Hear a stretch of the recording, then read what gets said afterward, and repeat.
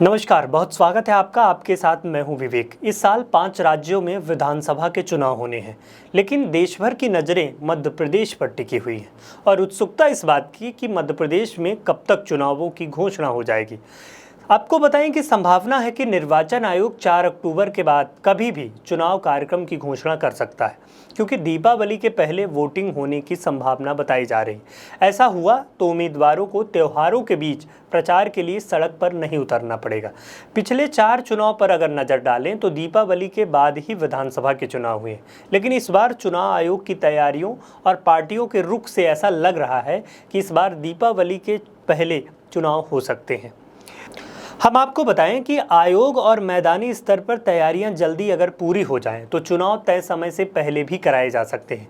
चुनाव आयोग ने वोटर लिस्ट के प्रकाशन की जो अंतिम तारीख रखी है वो 4 अक्टूबर तय कर दी है। इसके बाद कभी भी चुनाव की तारीखों का ऐलान किया जा सकता है। वहीं कुछ जानकार बताते हैं कि आचार संहिता लागू होने के बाद चुनाव कराने की प्रक्रिया में न्यूनतम 48 दिन का समय लगता है।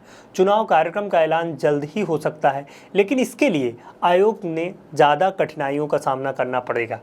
दरअसल चुनाव की प्रक्रिया में बहुत ही जटिल संभावनाओं के साथ गुजरना होता है। इसमें बड़े पैमाने पर मैन पावर की ज़रूरत होती है। यदि चुनाव जल्द कराना है तो सबसे पहले कलेक्टर से पूछना होगा कि तैयारियां किस स्तर पर जिले में हो गई हैं।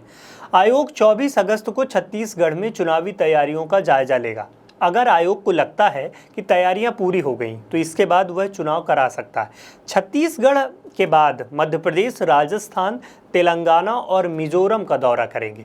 वे कहते हैं कि यदि चारों राज्यों में चुनाव आयोग एक सप्ताह के लिए दौरा करता है तो 1 महीना लग जाएगा। मतलब ये है कि सितंबर के अंतिम सप्ताह में आयोग चुनाव की तारीखों का ऐलान करने की स्थिति में आ जाएगा।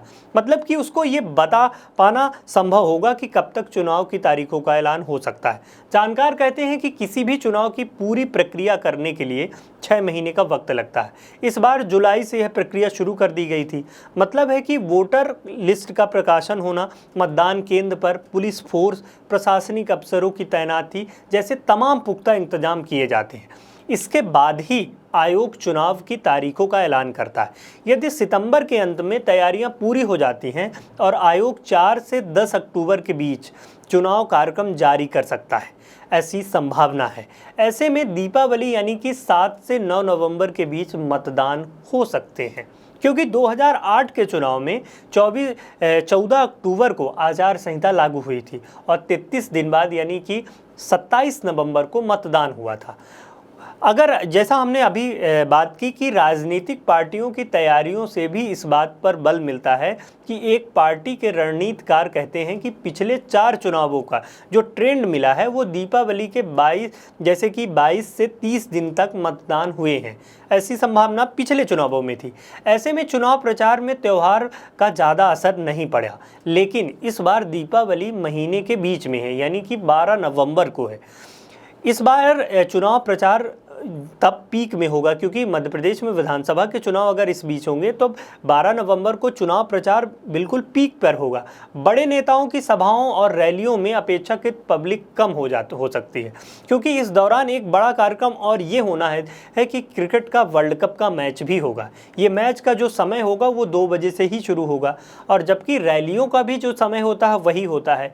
यदि दीपावली के पहले मतदान होगा तो राजनीतिक दलों को फायदा होगा।